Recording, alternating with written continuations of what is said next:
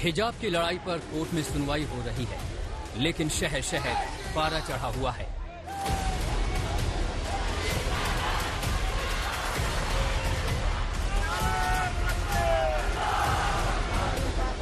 कर्नाटक में स्कूल के दूसरे दिन भी हिजाब पर रोक बनी रही।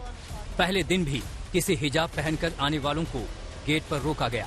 उडुपी, मांड्या से लेकर तुमकुर तक ऐसी ही तस्वीर दिखी।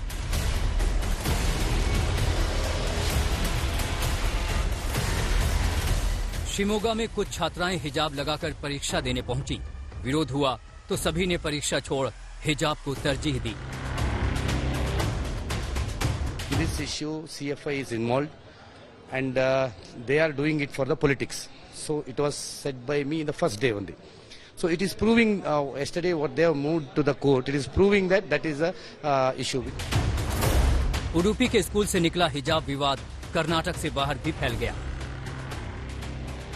आज मध्य प्रदेश के दतिया में कुछ छात्राएं हिजाब पहनकर कॉलेज पहुंची तो कोहराम मच गया।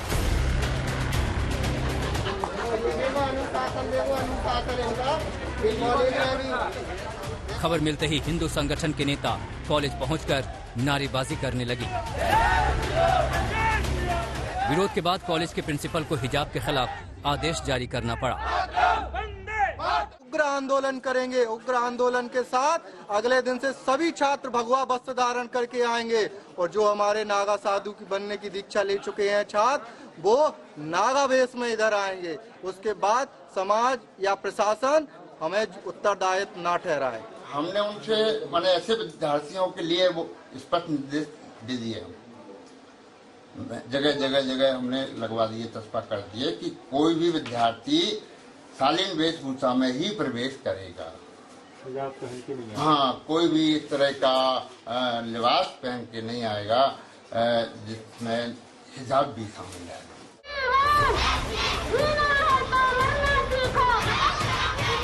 हिजाब विवाद पर कर्नाटक से यूपी तक सियासत गर्म है। बयानों की तीर चल रही हैं। कोई हिजाब को मजहब से जोड़ रहा है तो कोई तहजीब की बातें कर रहा है। हम अपनी बेटियों को इंशाअल्लाह ताला अगर वो ये फैसला करती है कि अब्बा अम्मी मैं हिजाब पहनूंगी, तो अब्बा अम्मी पहने बोलेंगे बेटा पहन, तुझे कौन रोकता हम देखेंगे इंशाअल्लाह। हिजाब निकाब पहनेंगे, कॉलेज को जाएंगे, डॉक्टर भी बनेंगे, कलेक्टर भी बनेंगे, एसडीएम भी बनेंगे, बिजनेसमैन भी बनेंगे। और एक दिन याद रखना तुम कांड की जनता, शायद मैं जिंदा नहीं रहूंगा, तुम देखना एक दिन इस देश की प्रधानमंत्री एक बच्ची हिजाब पहन के प्रधानमंत्री बनेगी। I do not find much problem with these women because they are not properly informed. The problem is those people who are instigating it. No, the people who are trying to mount pressure, they are living in 1986. But they are not realizing that lot of water has flown in Jamna and now the government in Delhi is different.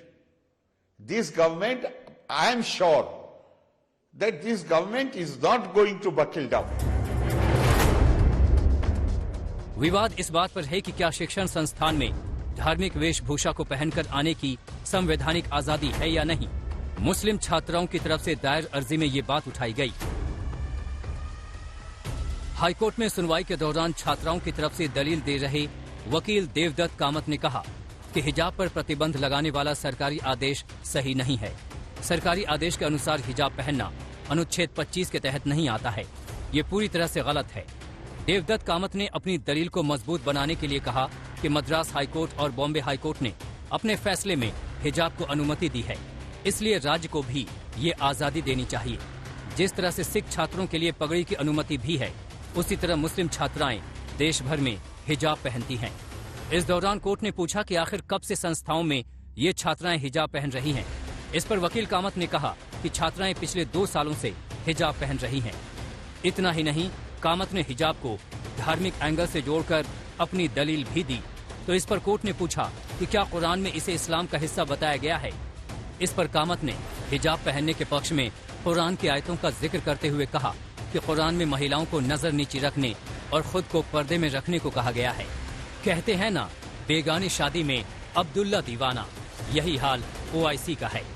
हिजाब विवाद कर्नाटक के school का है और organisation of Islamic cooperation इसमें अपनी नाक फंसा रहा है। आज तक ब्यूरो।